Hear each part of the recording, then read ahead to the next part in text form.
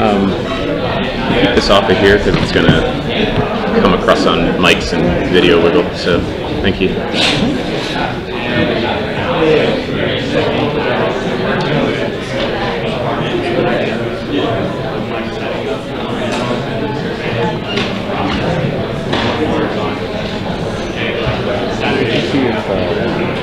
See the live stream on that. Where is it? Off of YouTube. Let me put the link out in Slack.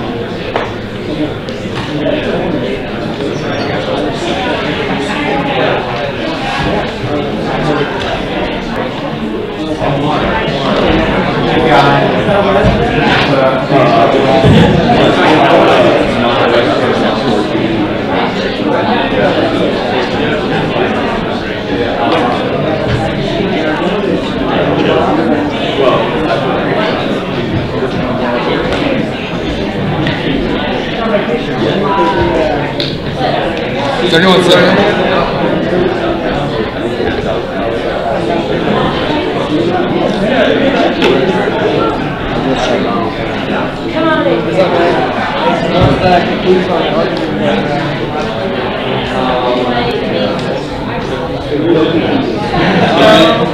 The conclusion was that we both wanted to do no, me and Daniel. At the reception last week, whatever that was, happy hour, me and Daniel got to that like 2 hours long discussion about the whole entire education. Basically, Hey Tim, these lights gonna be on? agreed on the fundamental goals and the fact that you don't want to live in but I'm still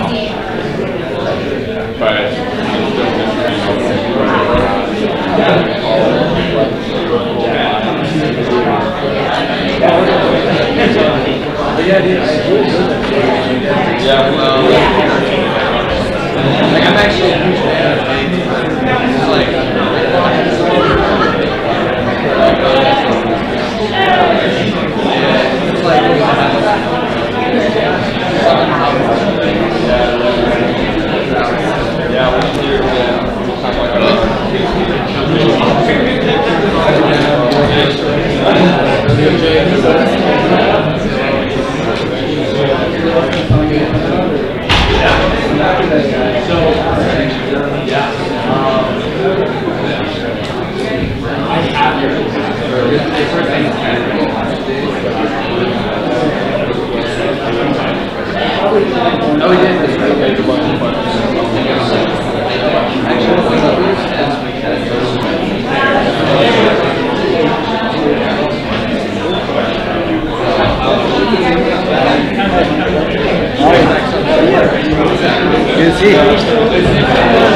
yeah, still around for another like 6-7 weeks.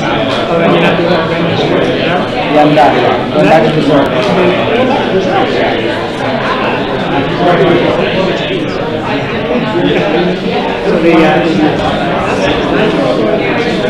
So that is one already. Yeah, he's living in Alaska. And Anchorage. And so there are 2 more countries.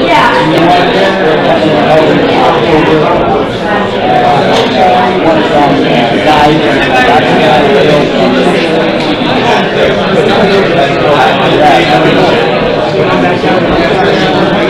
yeah, I'm still, I still have my business on, I'm still partners with that, and yeah, and then see about the opportunities there. Yeah, I'm planning to come back.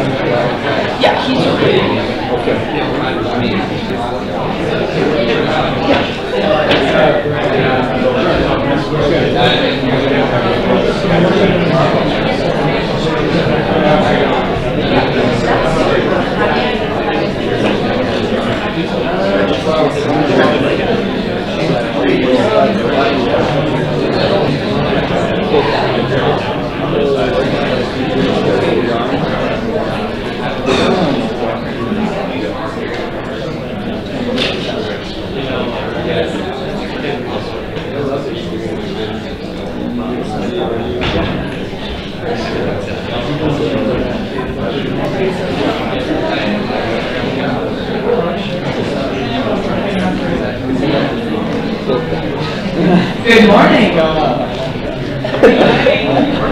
Thank you. Good morning one more time. Good morning. Thank you. Welcome. We're excited to see so many faces in the crowd. On behalf of Catalyze CU, I'd like to welcome you to Bill and Brad, a morning with Bill Aulet and Brad Feld.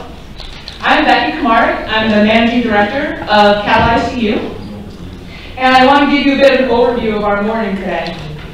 We're going to start with a brief introduction of Catalyze CU, followed by time with our special guest, Bill Aulet. Following that, we'll transition into a conversation with Bill and Brad Feld together here up front. And that'll be our event for the day. So just one thing to highlight, based on our RSVPs for this event, we had about 50% community members and about 50% university affiliates. So what we're trying to do here on campus is bring those groups together, so congrats on being part of that. So now moving on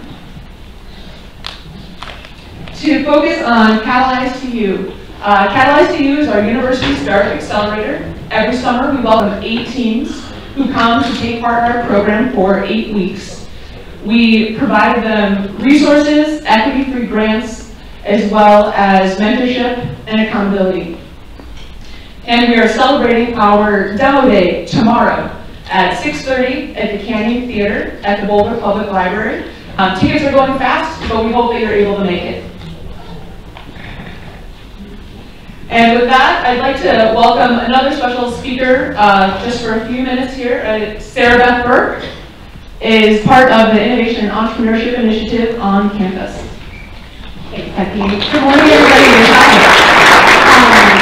Bill, it's so great to have you. I just got a little taste of Bill's talk, and you are going to be in for a lot of good ideas. I'm Sarah Beth Burke. I'm the Assistant Director of an Innovation and Entrepreneurship Initiative that we're running on campus. And I just started at CU about a year ago. I work under Terry Fees, who's our Vice Chancellor of Research and Innovation, and my direct partner is George Doriso. And when we started here last September, Terry and Phil Weiser were like, you know, we really want to engage more people in these entrepreneurial experiences and have a lot of opportunities on campus for all stakeholders from whatever point of the journey they're on. Go figure that out. So, as any good entrepreneurial journey would start, we began with our customer discovery. George and I have spent the last year talking to students and staff, faculty, alumni, community members, really hearing their stories, those pain points, the needs. And some of the big insights we've gotten are people really know there are so many innovations at CU Boulder. We have it happening in all these great little pockets, but we're just not telling good stories about what we're doing. We need to really showcase and share the rich landscape of what we have to offer. And we also learned that people are a little skeptical about what entrepreneurship can mean, and we need to break down and be a little more inclusive to show it really does involve all disciplines and all walks. And then one of the best things that we've done this past year is create an innovation ecosystem map. We have some copies outside if you want to see it. It's kind of this large infographic. And what happened when we assembled that, we kind of categorized the aspects of our landscape, from events and co-working spaces to capital. And people were like, holy cow, we have so much in our backyard, both on campus and off campus. And we haven't been tapping into this to the degree we need to, because people don't know the whole picture. So I think that's a lot of our work in this initiative, is connecting those dots, making those meaningful opportunities. And another great thing that came out of that was realizing how strong this community is. I know we hear it all the time, but truly it's a very generous, special place because we have such a population that wants to give back and get involved. And that's probably the #1 thing we hear from people is, how do I get involved? Where do I even start? There's so much to do, and I don't know the right place to plug in. And that's one of our big pain points we're trying to solve, is really giving you those visible and accessible opportunities.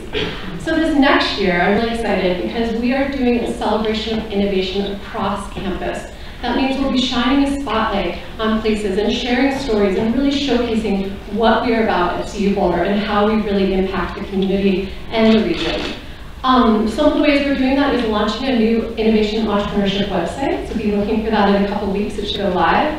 There will be kind of a central gateway of the things to plug into that are really tapped into this initiative. A really great highlight in that is Startup Tree. We're going to have an online community that's a space where ventures will be posted and mentors can come together, and we'll actually be able to see what our ecosystem is doing without just wondering or knowing who to talk to. I also want to highlight that New Venture Challenge is hitting its 10th anniversary this year, so we really want to reflect on the success and celebrate where it's going and acknowledge the great people it's taken to make that our great cross-campus venture challenge.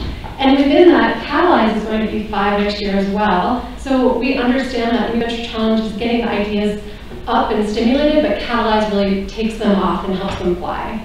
Lastly, talking about getting involved, we are starting a student innovation action team. So if any of you are interested in being a part of this initiative, we want to empower you and hear your voices as leaders on campus. That application is due Friday, so come talk to me or my team, George or Ali.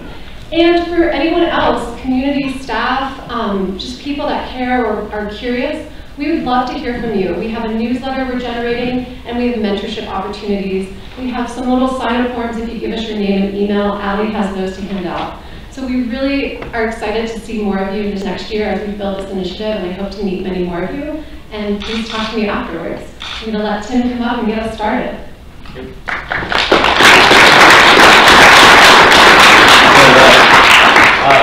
Good morning, I'm Tim O'Shea, the Program Director of Catalyze CU, and in the interest of getting Bill and Brad up here, I'm going to do a quick introduction so you know just what we're in for. Bill Aulet is the Managing Director of the Martin Trust Center for MIT Entrepreneurship and Professor of Practice at the MIT Sloan School of Management. But before joining academia, Bill was also a professional basketball player and free-time entrepreneur. He is also the author of Disciplined Entrepreneurship, 24 Steps to a Successful Startup, and the newly published companion workbook. I'm sure that's on many of your shelves. If it's not, it should be. Through his coursework and interaction with his many students, Bill has defined a series of steps for entrepreneurs to take, and sometimes retake, on their path to success. For those of us at CU who teach similar material, we know Bill's work well, and it's great to have him here with us today. After Bill has a chance to talk and walk you through some of his work, we will be joined by Brad Feld for a fireside chat and Q&A session here. All of you should know Brad Feld if you're here in Boulder. Brad's a successful investor, entrepreneur, co-founder of the Foundry Group and Techstars. Please welcome Bill Aulet and Brad Feld.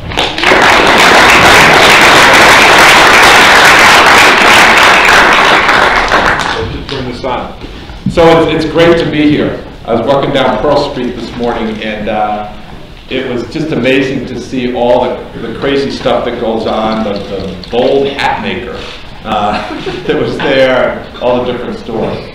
So, look, I'm going to jump right into it and talk about some things, you know, some baseline stuff, and then I want to talk about the last time I was in Boulder. How many of you saw me when I was in Boulder? Was it 2 years ago, Brad? 2 years ago? Good, so I can go through the same jokes. But first of all, I should be an inspiration to all of you, because if I can do entrepreneurship, you sure as hell can do it as well. You know, my background was I grew up in New York, and I played basketball all the time, and I just didn't want to work at all. And I just played basketball. And then when I went to college, you know, I could do problem sets. I love problem sets because there was an answer at the end. Like papers I didn't like. Like when there's a problem set, there's an answer, you know, it works, you can check it and you're done, and then you can go do whatever you want to do. In papers, it just went on and on and on. So I'm an engineer, although Brad would call me a fake engineer because I have my engineering degree from Harvard. But I played basketball, I came back, and I had no skills. So I worked at IBM for 11 years. And, but I built skills up at IBM. I don't mean to disrespect IBM, but this was 1981 at the beginning of the personal computer revolution. And I saw kind of this whole thing evolve. Mitch Kapoor was very close, and then, oh, hi, Abby. Steve Jobs was just this crazy person, and Bill Gates was, you know, really nobody at that time, a whole bunch of other characters. And I saw all this happen, and I was inspired because seeing these people up close, you say, wow, if they can do it, I can do it.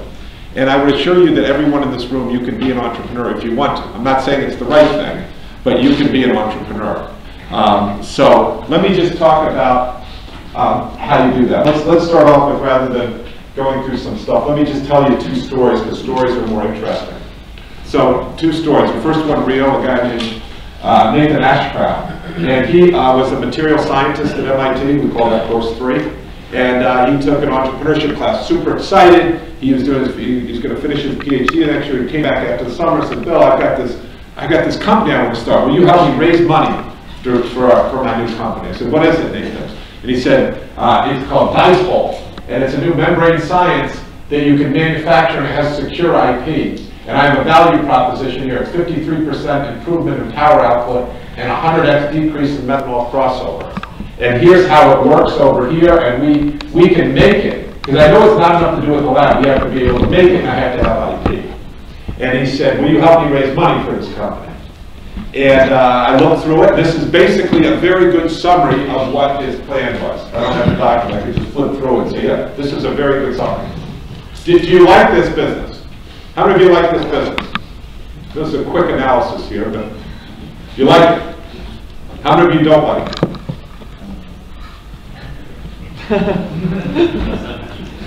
Do you know what lecture this is? Who's all crazy about this? Who's not? Yes, sir. God, you guys have the greatest T-shirt collection here. What is that on your T-shirt? Ice cream shop. Beautiful. I'm concerned about the Beautiful. Did you read the book? Okay, so he read the book. So unfortunately, he just ruined our whole kind of dynamic conversation. Because usually people go, oh, this is great, look at this. They got IP, they've got this, they've got that. And then someone says, but wait a second. What? I don't know, is this a business or not? What's the problem we're solving? And I go, 100x decrease in methanol. They go, but what problem is that solving? Obviously, 100x decrease in methanol, you know? And 53%. And so we get into this kind of loop, and it gets a little crazy, and then and it becomes clear that there's a problem. And the problem is it was brought out, is the first thing in our classes we talked about is the first rule of entrepreneurship. So I said, Nathan, do you remember that? He goes, no, I forget. I said, well, let me introduce you to a friend of mine's kid. He said, what does your friend do? Your friend's kid do? And I said, he's in the lemon business. He said, this isn't about synthetic biology, Bill. And I said, no, it's not about synthetic biology. It's about squeezing the lemon and putting water and sugar in it and then selling it to somebody. See, these people here, these are called paying customers.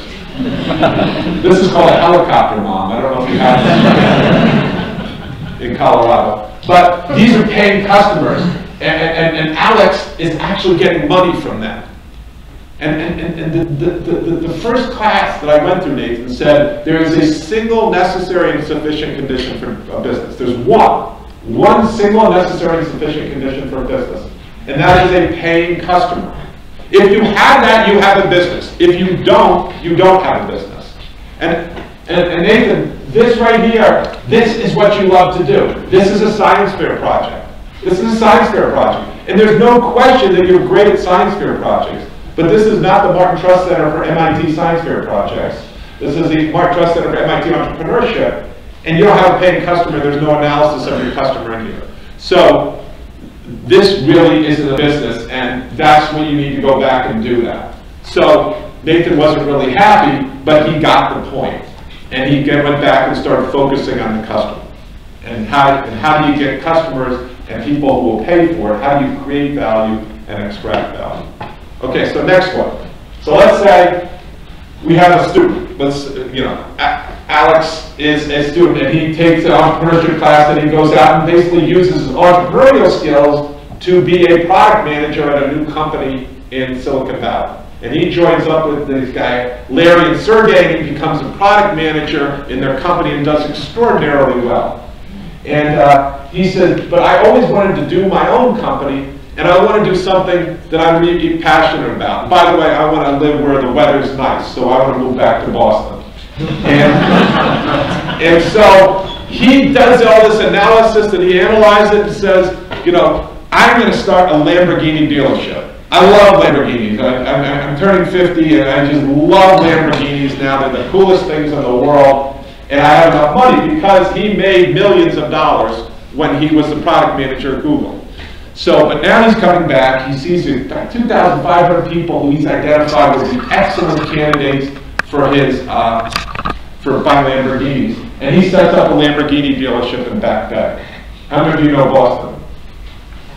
Good. So he sets up his Lamborghini dealership, and he allocates $2.5 million of his own money. Builds this beautiful place. He's got a good plan. And he builds a beautiful place. And it's got, a Lamborghini in there. Does everyone know how much a Lamborghini costs? Good. We've got hungry dogs here. A Lamborghini costs about $400,000. So this is not a kind of quick purchase you make. He gets the Lamborghini. He sets it up just with Lamborghini. He does demographic, psychographic. He's got pictures of going to Monaco with George Clooney and having fun there, going to Pacquiao Mayweather fights, and he goes out and gets a $75,000 coffee maker, espresso maker from Italy, and brings it back. So he's got this beautiful place, and he's got two phenomenal people in the back who can fix anything, not just Lamborghinis. Because when you take your car in and you ask them to fix it, and you say your phone isn't connecting with the speakers, they say, oh, we can't fix that, we only fix carburetors. These guys can fix anything. So he's got two high-priced people in the back. He's got this shop, and he's got this beautiful espresso maker. And he invites all his friends into the party, and he says, let's come in and we're going to do this. We're going to kick off my new Lamborghini dealership. All his friends come in, great kickoff, you know, it's August 1st or whatever, and he kicks it off on Monday, and everybody goes home. And then Tuesday opens up at 11 o'clock in the morning, and he's waiting for customers, no customers come in. Wednesday, no customers come in. Thursday, no customers come in. He's walking around, getting a little nervous, goes to the back, they're playing Angry Birds on their computers. You know, this goes on for 2 weeks. Nobody's coming in. He takes out ads, he goes online, does online, and nobody's coming into his shop. And finally, on Friday, up pulls Laura in a 2.5-year-old Volvo. And Laura says, hey, I haven't seen you in so long, Alex. We went to Sloan together. And he says, oh, that's right, Laura. You were like 5 years younger, and you went and worked at McKinsey. And that was, and how's it going? I haven't seen you since the 10th reunion. And she says, oh, it's great. My husband's teaching over at BC Law School, and I'm doing some stuff on the side, but I got 2 kids now, and I'm going back and forth, and I drive by, so I was super excited when I saw in the class notes that you'd be opening up a shop. And so she says, that's awesome. We should get together. She said, I would love to get together. Let's do that. But can I ask you for a favor? I can't stand going to these other places to get my car serviced. And I see those guys, I drive by here, I see those guys, they're not busy in the back, and I heard about how great they are. And can you fix my Volvo? Because I hate to go to these other places, because they treat me like dirt, and and I feel like I'm getting ripped off. I'll pay you, I know you're saying, oh, I'm not going to make enough money. I'm going to pay you 80% profit margin. I have an MBA too. I'm going to pay you 80% profit margin. Will you just look at my car and tell me if there's anything wrong and fix it? If up to $1,500 you can fix it, but just tell me, can you service my car? I'm going to get a cup of coffee and I'll be right back, and then I got to go pick up my kids at school. But will you fix my car? So here's the question to you right now. You are all students here. What do you do? All right? I'll be right back. I'm going to go get my espresso, talk to the person next to you or people next to you, and decide what are you going to do. Does everybody understand? Are you going to service your friend Laura's Volvo, 2.5-year-old Volvo? Okay? I'll be right back. You got 3 minutes, 2 minutes. You just lost one.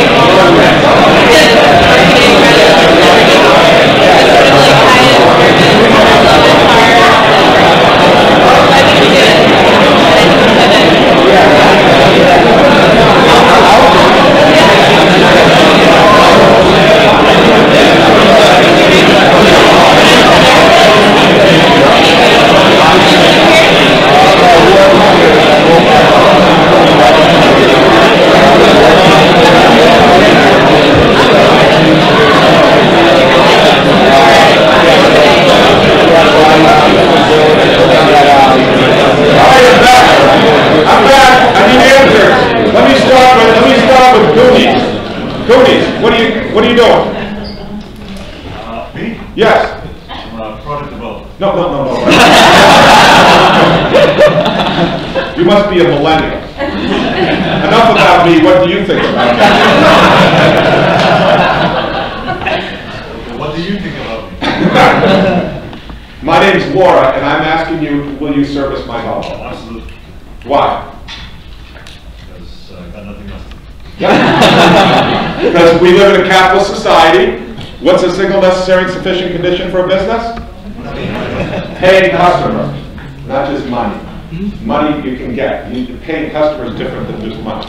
And we do like cash, it offsets it, and now we can start to be lean. We can start pivoting, right? We can get customers, and we can get good word of mouth, right? Everybody's on board here, right? Everybody takes the Volvo, right? Yes. Yes. Everybody. No. Why are you not wearing a t-shirt? Did you think this was a formal event? It depends. It's always deadline might be missed right here now. If I have 6 months, 12 months runway, I don't really need that single one cash. If I'm really short on cash, I will take it for Ooh, let's have a debate here. Debate with Bowie. Who else? Who agrees with our friend here? Yes. Good. We got some T-shirt guys. Elaborate. Yeah, I mean, I'm figuring, I don't really know anything about Lamborghini dealerships, but I can't imagine you need that many sales to make it sustainable. So what I'm thinking is, I want to help my friend out, but I maybe don't want to do it in the shop. I'd try to negotiate with my So you tell her to put a disguise on and No, I'd say like, just like, come back this evening, we'll go over my place. We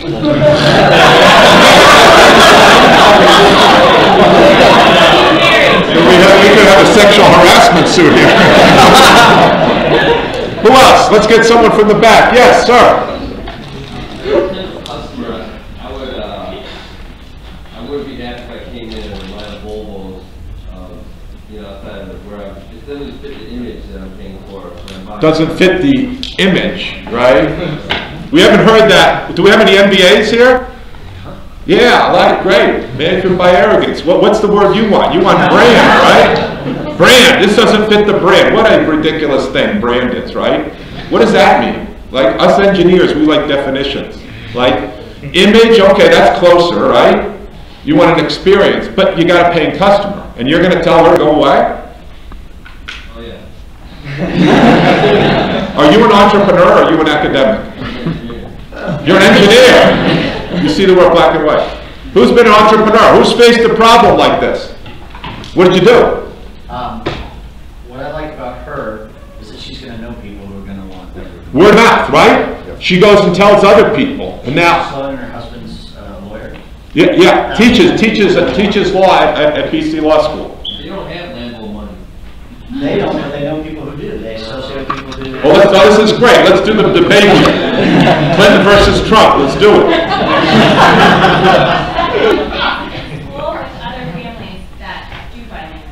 Yes. Word of mouth, right? This is what you want. You want people talking about your new dealership, right? Or do you? So I'm not an entrepreneur, but I'm a mom, and I know that having somebody like that willing to help me out will just make my day. Yes. I do know a lot of people. And what are you going to do? Running around all the time, talking to other moms. And you're going to tell other moms, right? Yeah. Isn't that great? No. Wait, we haven't disagreed. By the way, let me just wait for here. No one has been a Lamborghini dealership here, right? But many of you have been entrepreneurs. Have you ever had a customer come in and to buy a product that wasn't quite the product you were selling? Happens all the time, right?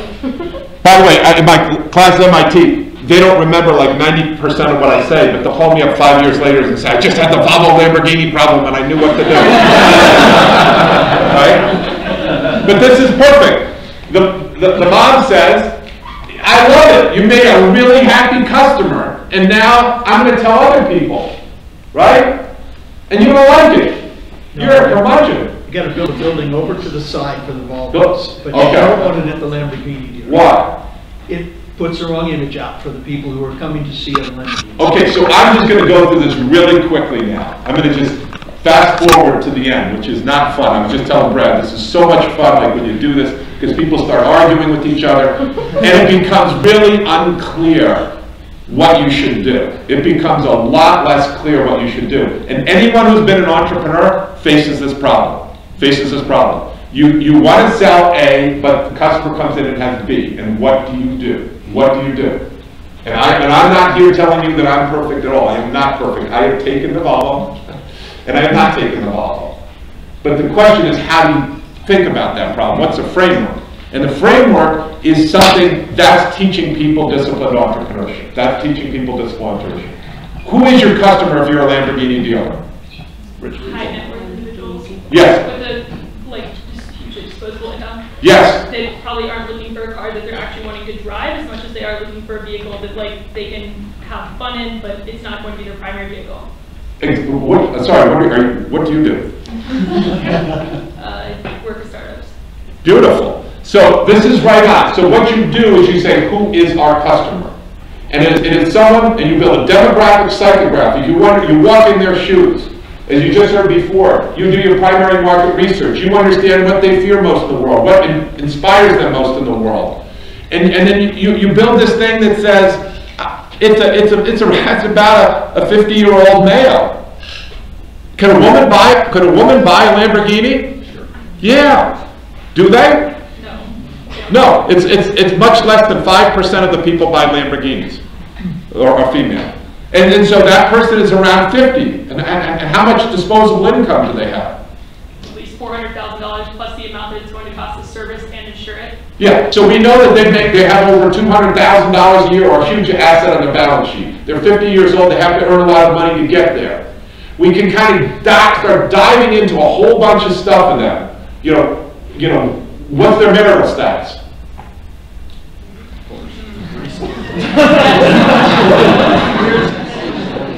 At MIT, we call it functionally single. Right?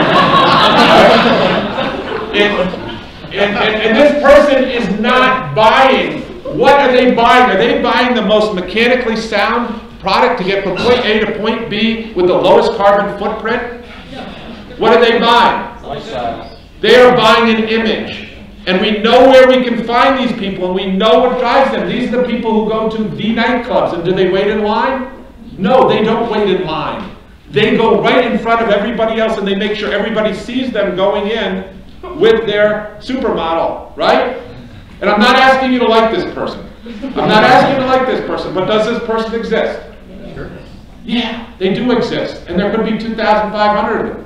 Someday, one of them might even run for president of the United States.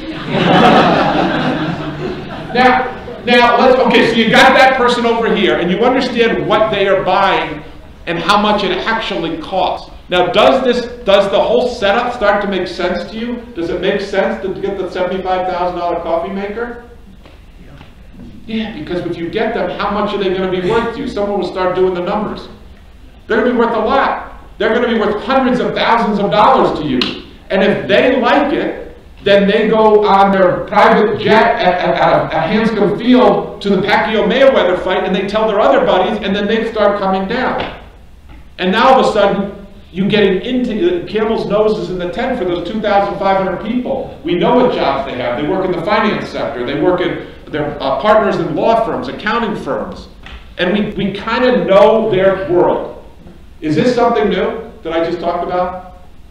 No, this is what consumer product groups have been doing forever. This is why Procter & Gamble is almost the home of this stuff. And when you look at successful people, as Brad will tell you, in Silicon Valley, so many of them came from Procter & Gamble because it's exactly what they do.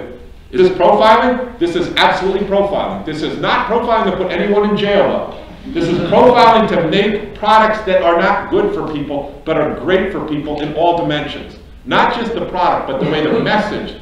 Now let's go to the other hand. Let's talk about Laura. What's Laura's? Tell me about Laura's demographic psychograph. Probably suburban moms who are more interested in like providing opportunities to their kids or upward mobility and like being a wife. Yeah.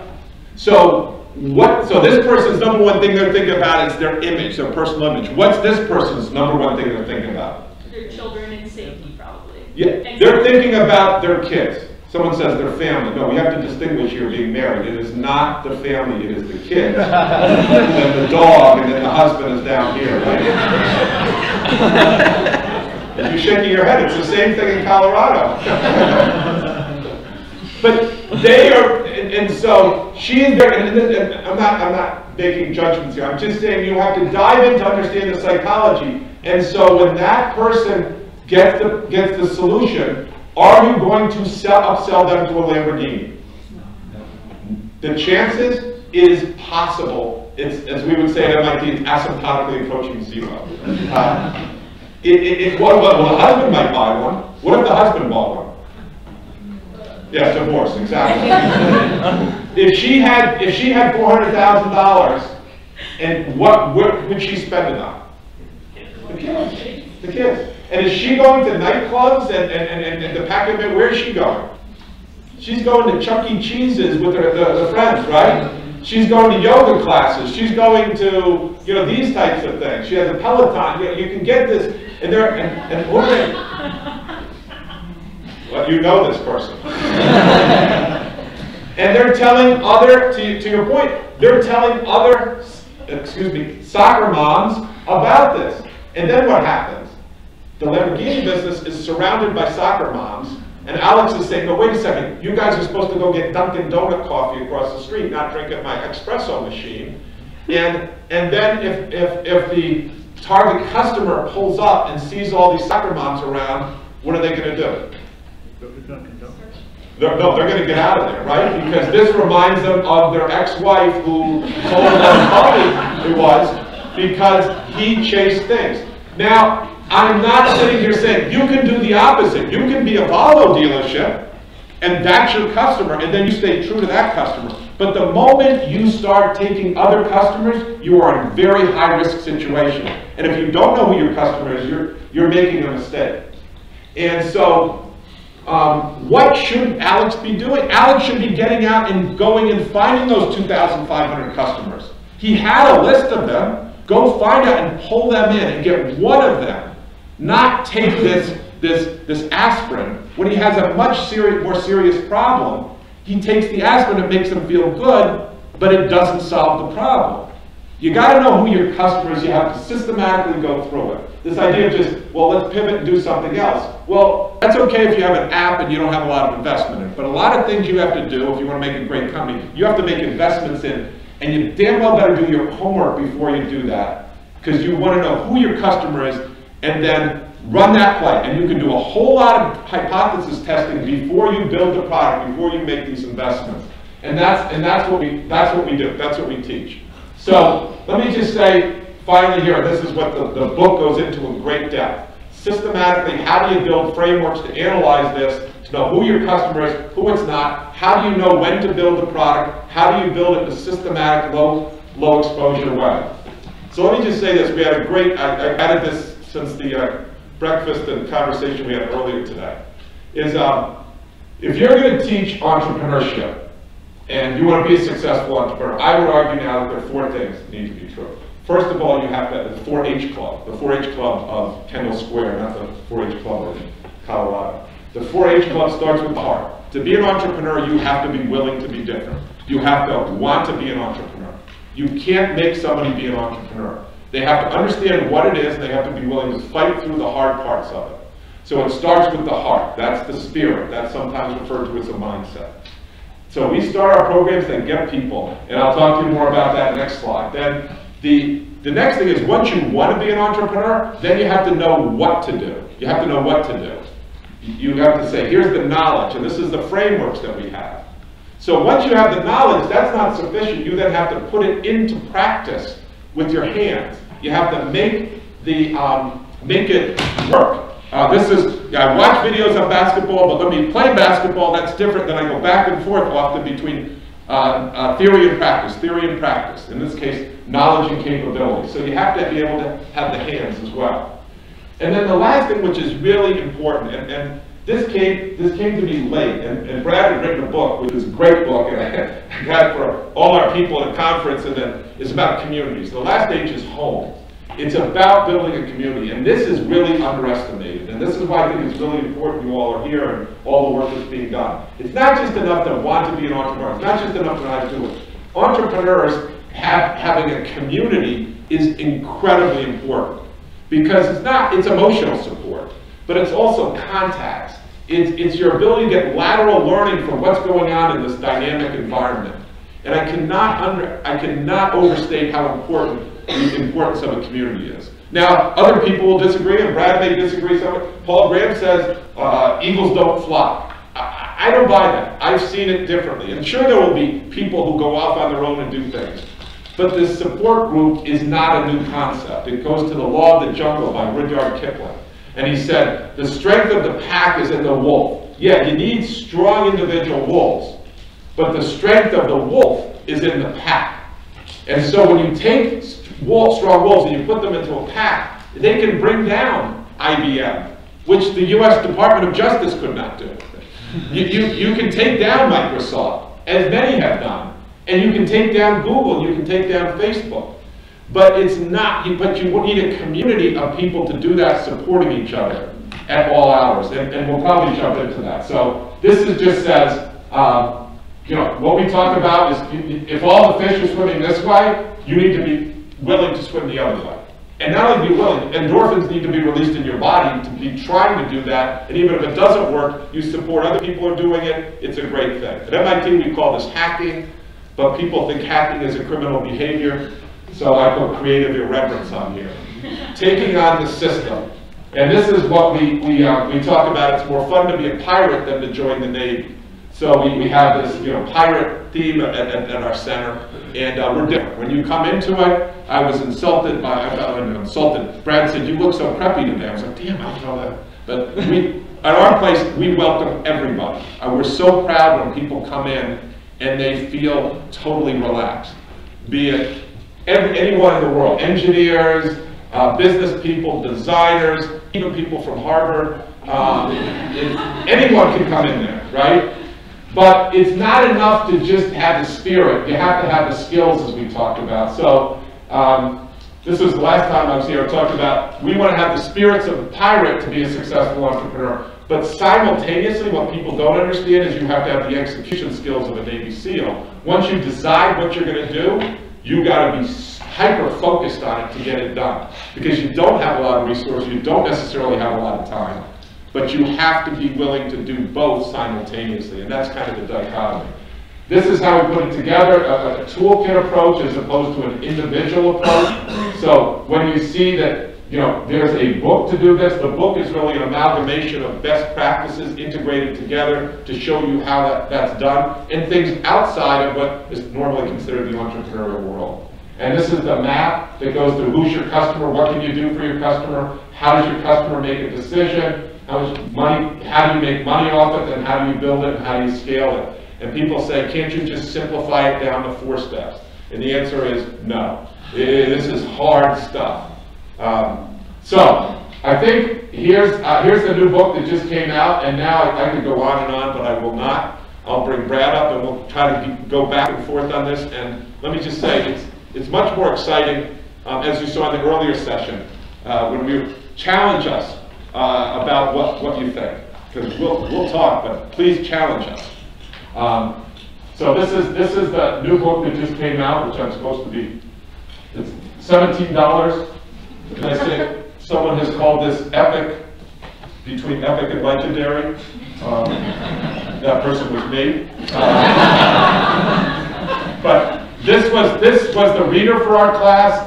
And I worked with the students, but then as this went out and people started using it all over the place, we got a ton of questions. And so this is worksheets and filling in the gap as to how to actually implement it with great levels of detail. There's also a website, there's online courses that you can take. We at MIT and Brad's mentor, Eric von Hippel, believe very much in entrepreneurship should be open sourced. This should not be something that, you know, this should be a profession, and the body of knowledge should be available to all people. And all these slides are available. So with that, before I chew up all our time, let's bring Brad up. And oh yeah, we always tell the students, keep calm and trust the process. Just, you know, you freak out at some point, but keep calm and trust the process. All right, Brad.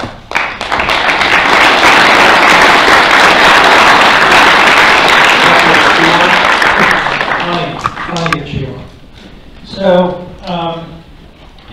well, thanks for coming to Colorado. It's great to be back. And by the way, you guys are so lucky. When I talk about community, I talk about the book that Brad did, I talk about him as a catalyst. Jesus, I sound like my flattery. You're still an asshole. I'm recording this, I'm going to send it to my mom.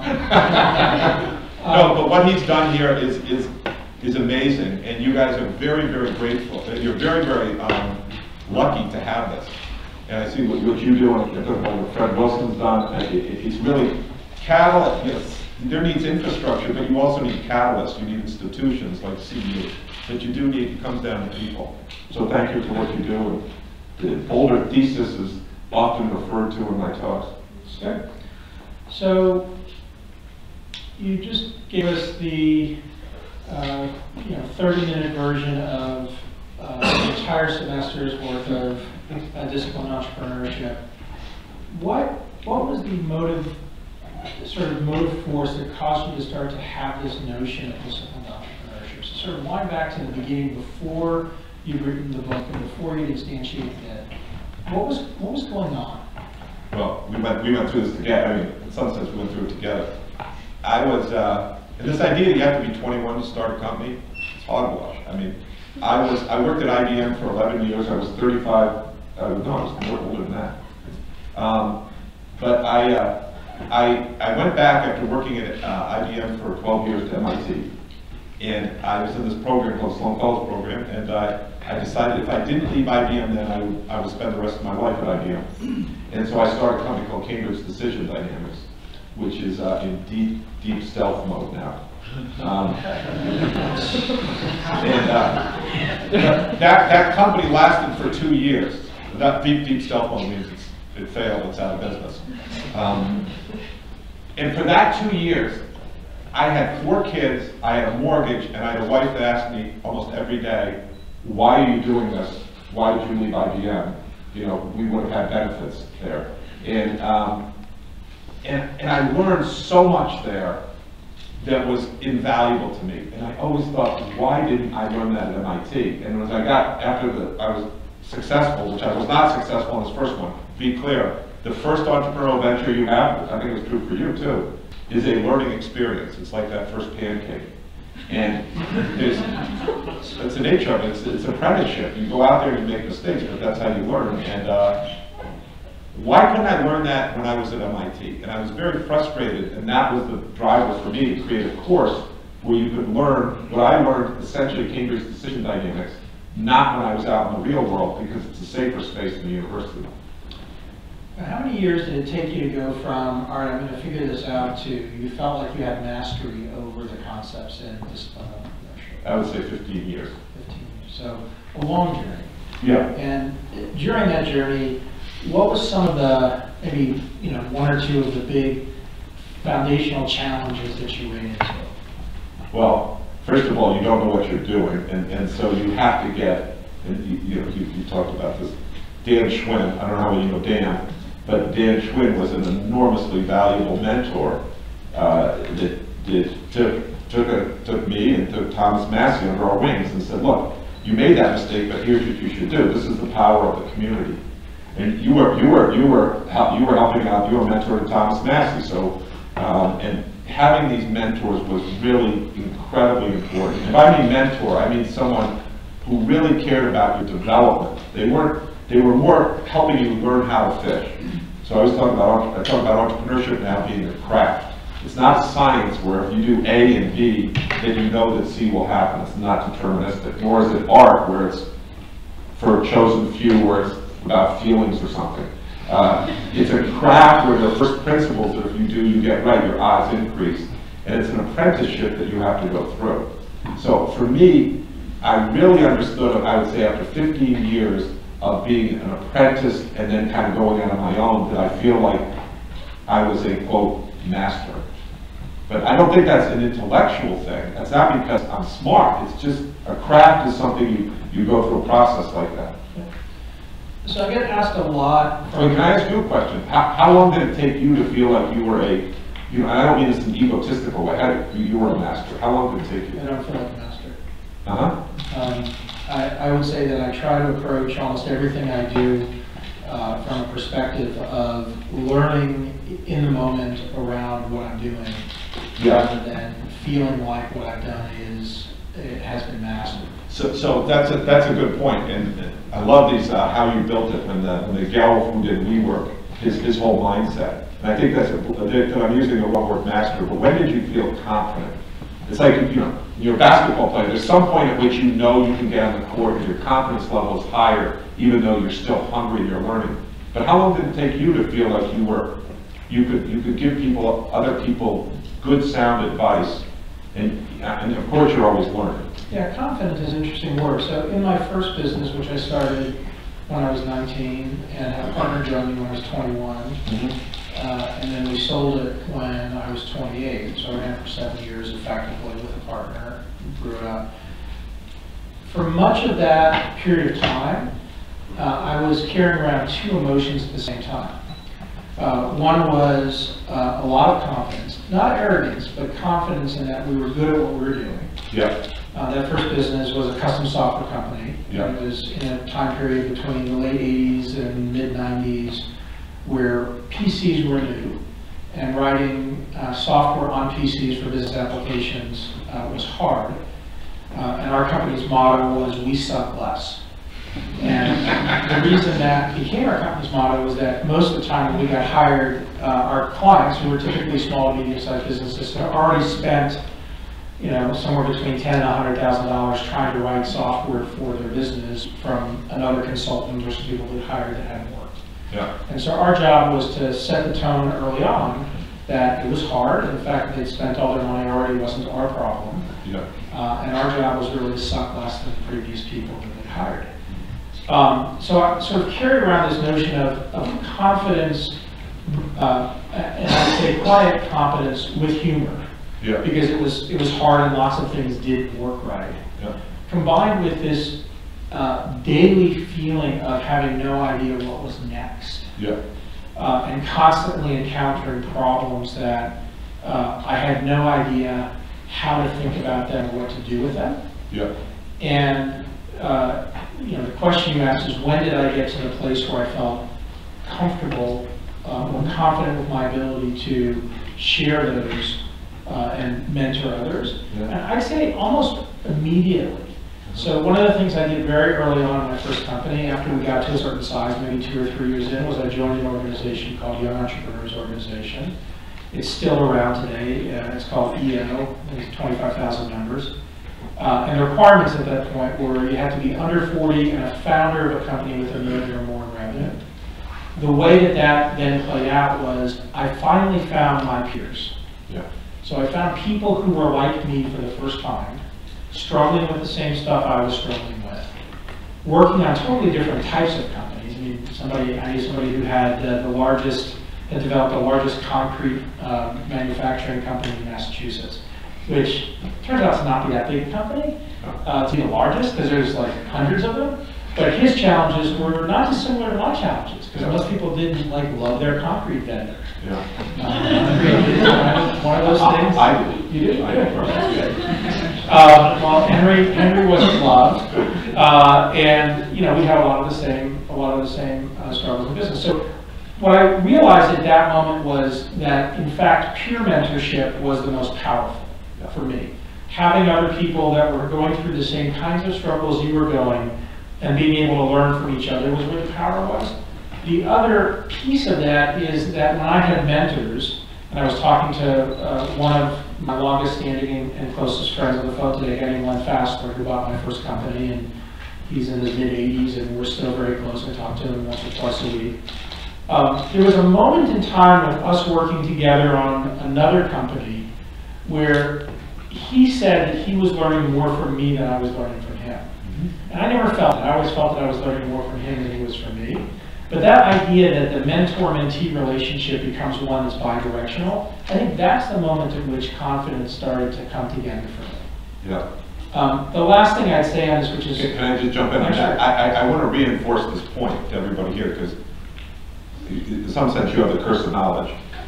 But it didn't become clear to me that this last H, home, how really important that was, and that we take for granted until I saw our community. We space at MIT where people come, and we put a coffee machine in there, and we put a really good coffee machine in there. And I'm a cheap bastard, you understand? But we no, it wasn't $75,000. Was it the one you bought from the Lamborghini dealer? You bought it for like $10,000. But we bought this so that people would come in and have serendipitous collisions. And it turns out that if you look at history, that everybody puts alcohol in their places to say that helps. It turns out alcohol is a depressant, whereas caffeine is a stimulant. And if you look over the history, you'll see coffee houses have an enormous effect on creating innovation and kind of entrepreneurship. And we did that, and then I saw the effect of this home. And you're right, there's almost this fallacy that you're going to learn, and that's why I probably shouldn't use the word master, these gurus.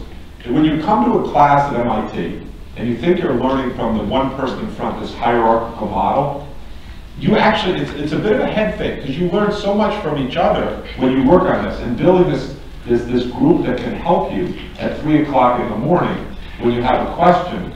That's much more powerful than, you know, getting one professor who will give you some answer that makes everything clear, because it's never that way. And I think that's, when you talk about your book communities, this is really, really important for everyone here.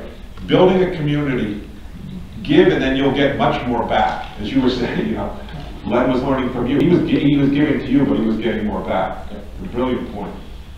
So one of the things that I know is essential at MIT, and it's a big part of what you've done at the Entrepreneurship Center, is this notion of immersive education. Yeah. And watching not just amazing companies emerge from that, HubSpot is one that comes to mind, but then those companies continue to be tightly coupled to what's going on at MIT around entrepreneurship. So maybe talk about the HubSpot story a little, how it came to be, and then how, you know, Dharmesh still engages in what that dynamic is. Yeah, Dharmesh was back there. We have Shireen Talagani-Yates. PillPack is the fastest growing company in the United States, growing faster than Amazon at this level right now. In fact, I emailed Elliot yesterday to help out with a student. Within an hour, he had responded. You do the same thing. Talk a little bit about the origin of that, because how many people here are familiar and have heard of HubSpot? Know the company. So it's a pretty well-known company at this point. That's amazing. And it is a good example of the kind of entrepreneurial company that can come out of, you know, I mean, its origin story is literally students at MIT. So maybe the first year or two of that story, what would that look like? What did Dharmesh So you have these people, and it was in the Sloan Fellows program. They take this course called New Enterprises, which is a course I teach now. And Brian Halligan wants to start a company. He's a ready-to-go entrepreneur, and he is a hustler. He's a sales guy.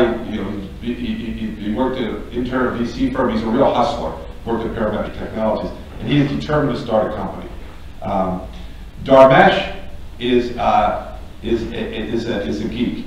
As he said, he does not like carbon-based life form of humans very much. But he knows how to program, and he knows how to communicate online. And so Brian is seeking a partner. And we always talk about the key to success in entrepreneurship is not an individual sport, it's building a team. You need a hacker and a hustler. And today you need, we were talking about this before, you need a hipster too. You need someone who is very good at this user experience design thing. But Brian is seeking out and finds Dharmesh as being a very good partner. And he has to develop this relationship with Dharmesh. It turns out that Dharmesh is not very good at this, but his wife is actually, I don't know, his wife is more social. But they finally get together and they form this team, and they have a god-awful idea. The idea is to help lawyers. I don't know if you know this, it was called Legal Hub at the beginning. But they go through the whole process of how to build a company in this class, and they learn how to fish. They're just fishing in the goddamn wrong pond. You know, do we have lawyers here? Oh, I'm sorry. But it's a very difficult industry. But they learn how to fish in this pond, and then they realize that they like working together, and they know how to go focus on customers, and they've gone through this process once. Like if you're a software programmer, you write a program once, and then you throw it out, and then you rewrite again, and the second time it's going to be cleaner. And so they then say, we like this, and we like working together, but let's try to find something else. And then they evolve into selling marketing to small, medium enterprises because they don't have a good marketing department. And they start to get some traction there, because if you're selling to law firms and you get any traction at all, and then you go to a normal firm, it's like taking a weight jacket off that was 150 pounds. All of a sudden their stuff starts working and getting some traction. But it's not great traction, and they're not getting good unit economics. But Dharmesh on the side is still writing his blog, and he's getting a whole bunch of customers. So now they have this additional asset over here, and they start bringing these two together, and then they start building this fantastic culture around it of getting just the really good people coming out of MIT who are interested in changing marketing, using new innovative thinking, technology, but also new processes. And so now they've got this market, and they start becoming the leader. They define this term called inbound marketing. And so they now redefine the industry. And if you go to inbound marketing today, they have a conference that I think 50,000 people go to. And if you go and look for inbound marketing, they own everything on SEO. The entire first page is out. So they stake out this ground, and then they become the leader in this field called inbound marketing.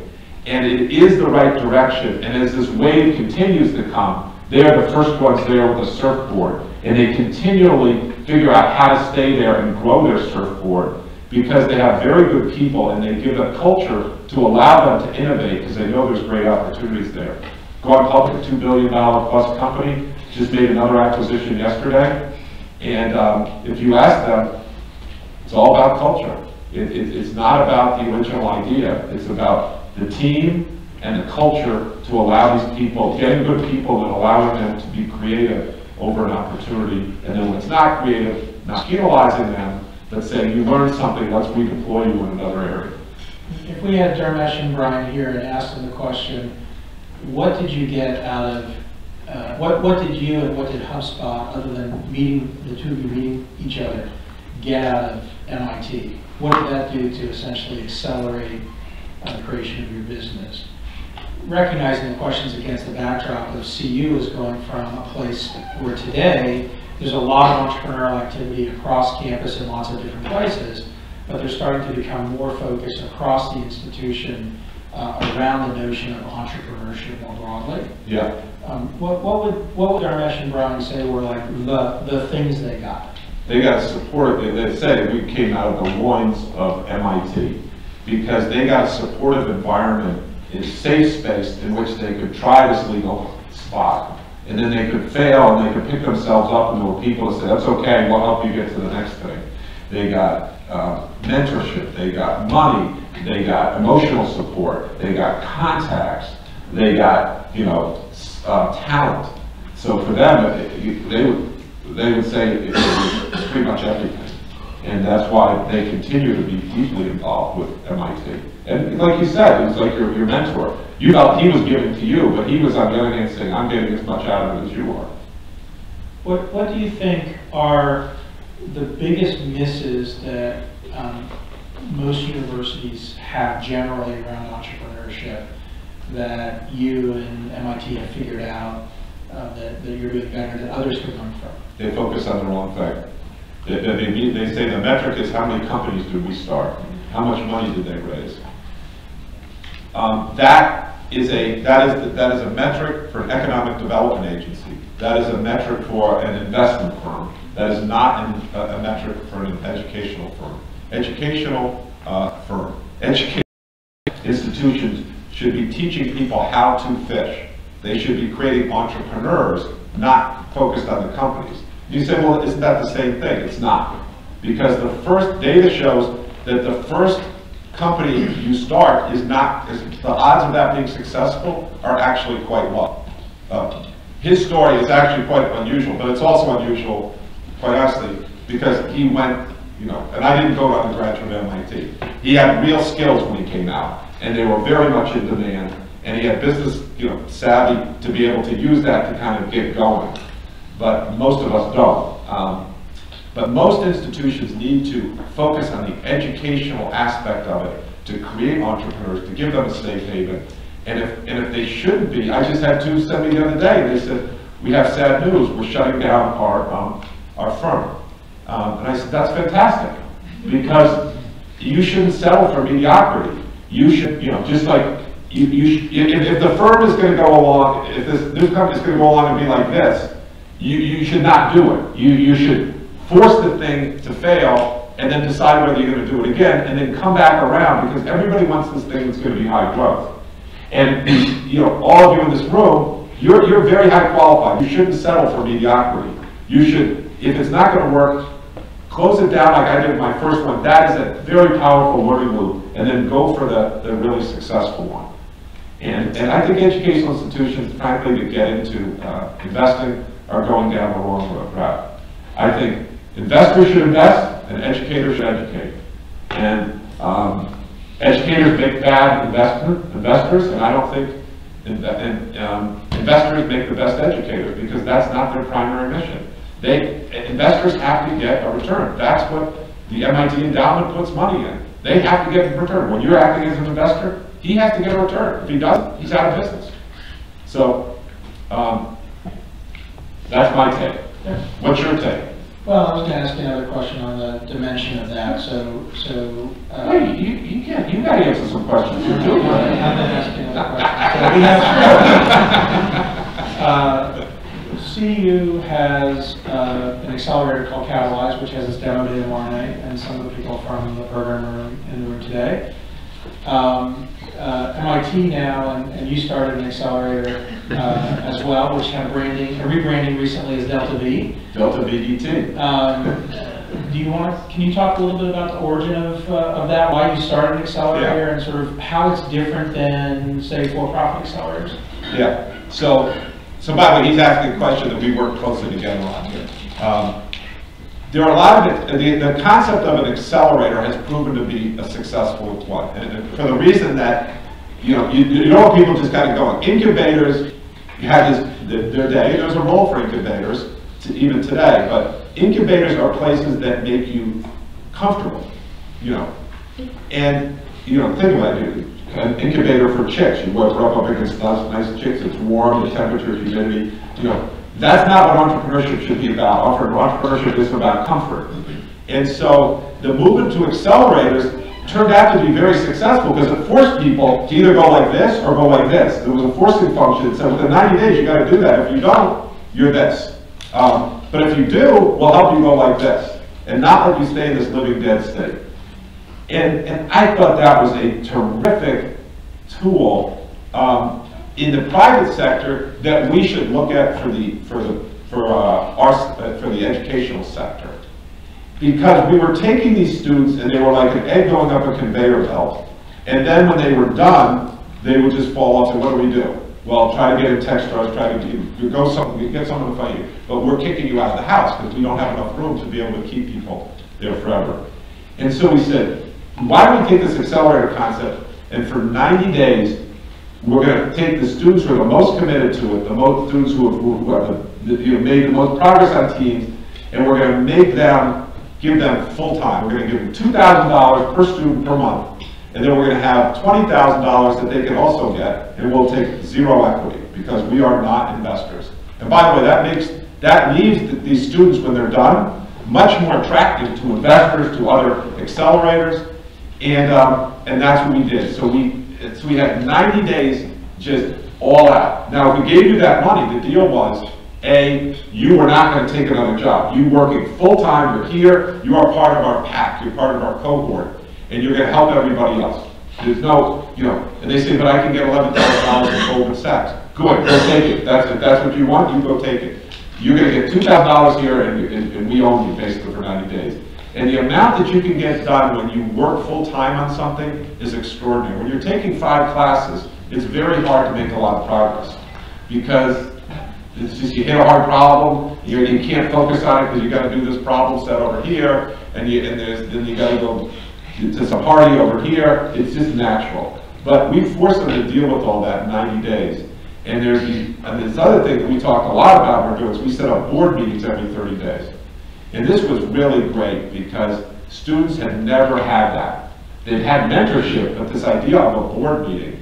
And I don't know how many of you have been in a board meeting? Many of you. So board meetings, this is not a mentorship situation. Boards are there to hold you accountable. And boards are there, and I said, think of a board meeting as a job interview if you're the CEO. Because if you don't do a good job, you may get fired. You're losing your momentum. So you need to go in and figure out what your objectives are and get those agreed to and show progress, and you're held accountable. And that was a stunning thing for the students. They come out of the first board meeting like, oh my God, these people are my friends. It's like if you want a friend, get a dog. This is the real world here now. We're in a board meeting. And that's where the money gets allocated.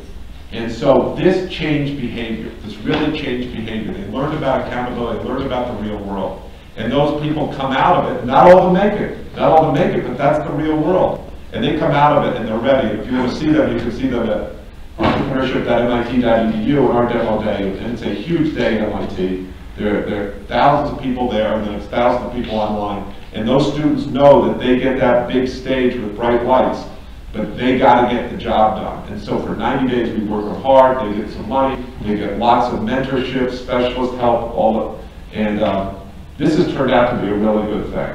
Not only for those people who are in it, but all the other programs we run, everybody now sees that that egg doesn't go up a conveyor belt and fall off. That egg goes up a conveyor belt, and by God, it achieves escape velocity. All of a sudden, the egg can grow wings and go out of MIT, and all of a sudden, a lot of them go into your Techstar. I don't know if you know that. A lot of them go into your Techstar program around the country, and some of them get funded for $10 million by Social Plus Capital or Founders Fund.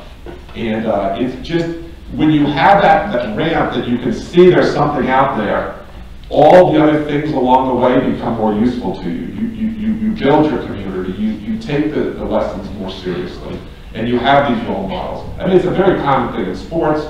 You see clustering. If you're from the Dominican Republic, you see baseball heroes, and you see them, and then you become a baseball person. If you're in Lithuania, you become a basketball. If you're in Romania and you see Nadia Comaneci, you can literally see the numbers of young girls who then become gymnasts and become very, very good gymnasts. Having this kind of clear ramp as to where you're going and carrot up there is enormously helpful, not just in the private sector, but in the educational sector. I'm sorry, it's like asking me about my kids. They walk for a walk. It's good motivation, I think, for the Catalyze folks. So let's use the last 10 minutes or so to do questions. Questions for either of us. We've got one in the back. I'm curious if there's any research from MIT or others that 90 days is the magic window. No, there is not. But let me say that it's very clear that biotech things don't get through that quickly, and energy don't get. But what you can do in 90 days with our process is you can stress test the team to find out if you have a team that can make it through. And so your team, you can get things to fail, which can be very good. If you would agree with that. Things can fail within 90 days. You can stress test the team, you can stress test, de-risk the market. You can't necessarily build the products, and you can't completely de-risk the market. I'd suggest, I don't think there's any academic research that I'm aware of, but there's a lot of experimental or experiential dynamics now. And I've had this conversation many, many times over the last decade. One of the things that's most powerful about 90 days is it roughly equates to a quarter, which is a rhythm that many companies get into, even as private companies. And you end up with a daily, weekly, monthly, quarterly, annual rhythm. And in some ways, it is a constraint, much more than anything else, to be focusing around what the outcome in that 90-day period is. And many entrepreneurs don't have the ability or don't have the experience thinking in the context of time constraints. You're constrained by lots of other things, but the time constraint becomes really important. Bill mentioned it earlier, like you get to this place where either things are working or not. It's interesting as the types of companies that have gone through accelerators have expanded over the last decade from software, internet, tech type stuff to now lots of different things. Even in the context, and I would challenge Bill, even in the context of energy or bio, life sciences or hard sciences, the 90-day constraint is still a really effective constraint. What happens in that 90 days in terms of product may be different, but you're still creating this constraint that gets you to either another place or not by having that time pressure on the system. By the way, I would agree with you. Well, two questions, but directly to your point just then, does that make a good application then for a biotech company to an accelerator if you're not actually really going to get as far as you need to in the duration of an accelerator? Yeah, speaking about biotech specifically. Biotech specifically, or the general case, the magic of creating a company is that you get to define what the next step is. People ask me all the time, how much should I raise, what's the right amount of money to raise? And my answer is you should raise the least amount of money you need to get to the next step. And you have control over both of those variables. You get to define the next step, and you get to define the least amount of money. So in the frame of the type of company that you're creating, focusing on prioritizing on the front end, the proof points for what you're doing, right? The dipole or whatever example, it was the dipole example that Bill gave, the technical product creation and R&D was not nearly as important if you went through an accelerator than the definition of what you're going to sell to your customer and the validation that there are people that were actually going to buy it. If it takes 12 months to build that first version of the product because of the science, that's fine. Have a part of your team working on that, but use the accelerator to actually define whether or not you have a business and configure whether or not you have a business. So it's reorienting how you use that time versus viewing it just as a linear build across the company. Can I just add to that? Yeah. I don't want to leave the impression that biotech companies shouldn't go through it. I'm just saying that you won't develop a lot of your product in that 90 days. It is very worth it for the reasons Brad just talked about, for getting team, for getting clarity in the market, for just getting your plan shaken down. I was going to say one comment about that that's really important in the context of how we talk about Techstars, for example. It's 3 months. Month 1 we call Mentor Madness, which is basically just the same thing the military does when you go through boot camp. We're just trying to tear you down, and basically whatever you're working on and how you're working on it is probably wrong. So it's a more gentle tear down because we throw lots of mentors at you and you get lots of conflicting feedback and data, but it stops you from working on your product and forces you to think about a bunch of other things. Month 2 is really working on your product. And month 3 is really working on getting set up for fundraising. But interestingly, that working on product is a thread through all of it. So in that second month, working on product is much more about defining who your customer is, spend time with your customer, because you're going to have engineering activity, whatever type of product you are, that's going to be going on continually. Same with the fundraising. The full team isn't working on whatever the financing dynamics are.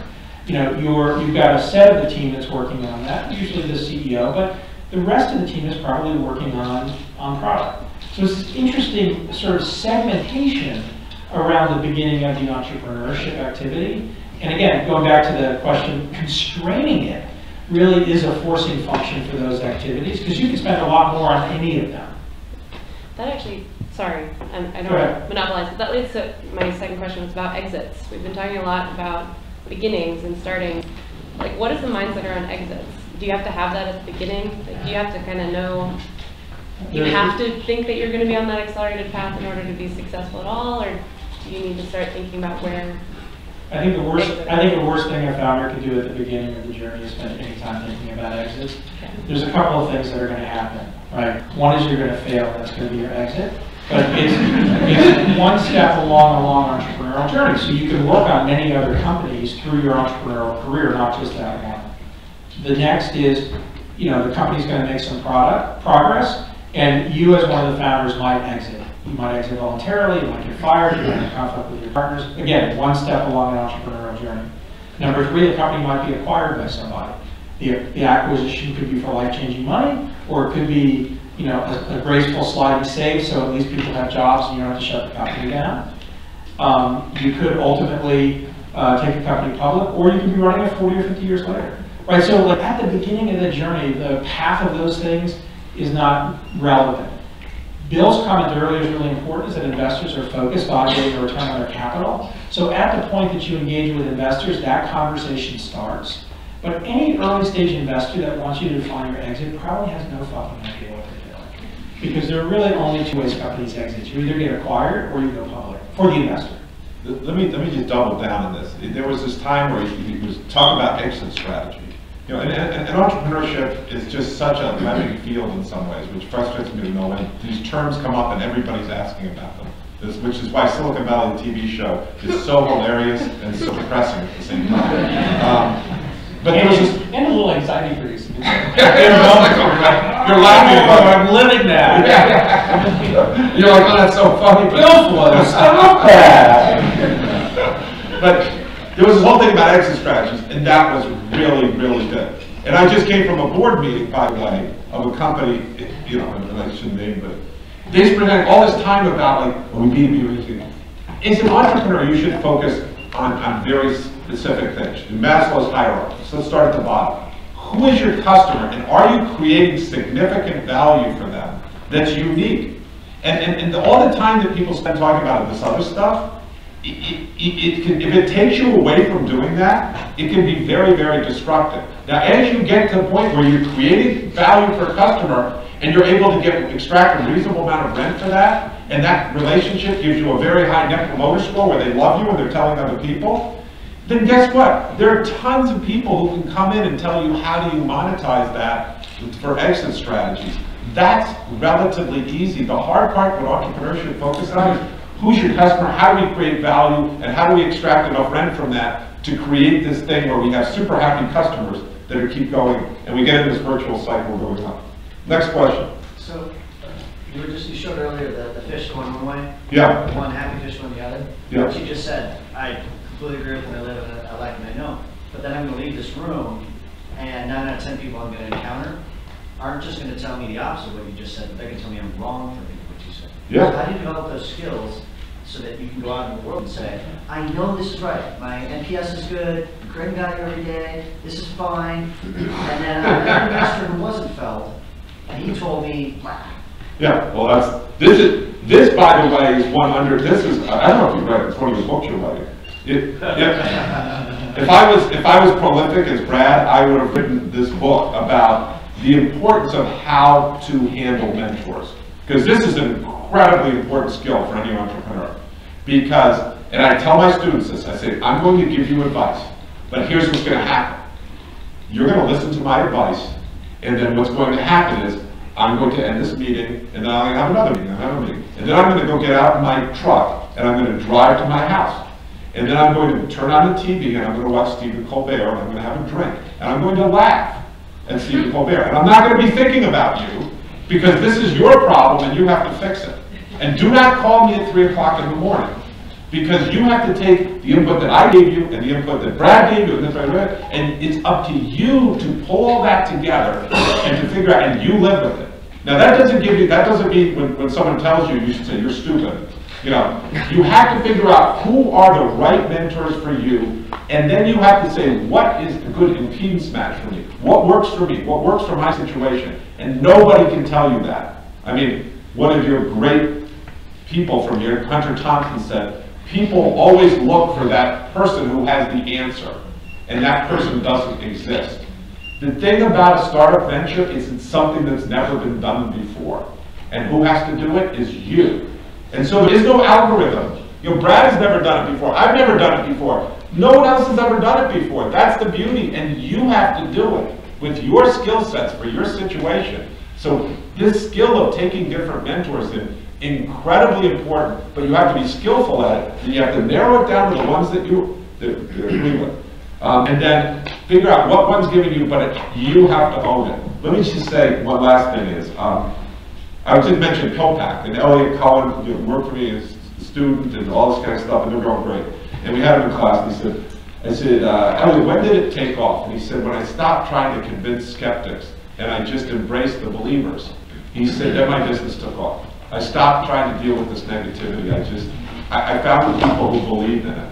Now that doesn't mean you just dismiss people who disagree with you, but you have to figure out, there are many paths to success. I'm choosing this one. This one I believe is going to work, and I'm going to ride it until it doesn't, and when it stops working, I'll pull back and do something else. But is that one of the books you're writing? I'm not writing that book, and we're out of time, but I want to say thanks to Bill and everybody else.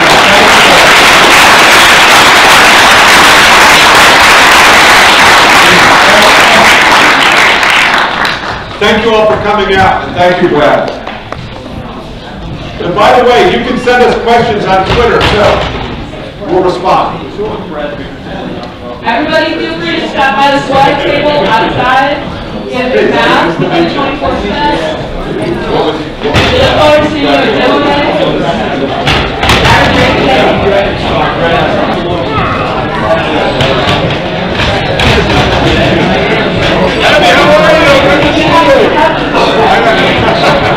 Yeah,